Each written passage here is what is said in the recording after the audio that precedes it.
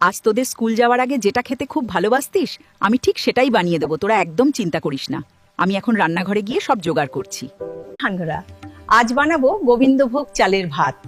এটি খুব সুস্বাদু এবং ঘরোয়া একটি খাবার যা আপনারা সহজেই বাড়িতে তৈরি করতে পারেন।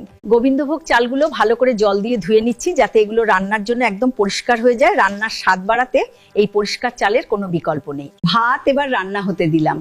ঘরোয়া রান্নাঘরের এই মৃদু শব্দ আর গরম ভাতের গন্ধ সব মিলিয়ে এক সুন্দর পরিবেশ হয়েছে। আমি এখন মুসুর ডালটা জলে সেদ্ধ হতে দেবো যাতে এটা সুন্দরভাবে গলে যায় এবং স্বাদটা একদম ঠিকঠাক হয়। আমরা আলুর খোসা ছাড়িয়ে নেব আর তারপর এগুলো দিয়ে খুব সুস্বাদু একটি রান্না তৈরি করব। আপনারা কি জানেন এই সবজিটি শরীরের জন্য কত? আলুর এই ঝোলটা আমি সিদ্ধ করে নেব।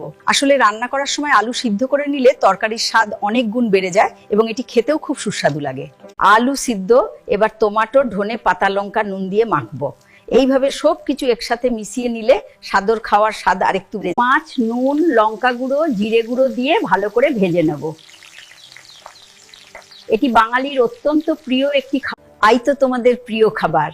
এসব বাড়িতে তৈরি হয়েছে তোমাদের জন্য ভালোবাসা দিয়ে। আশা করি তোমাদের খুব ভালো লাগবে।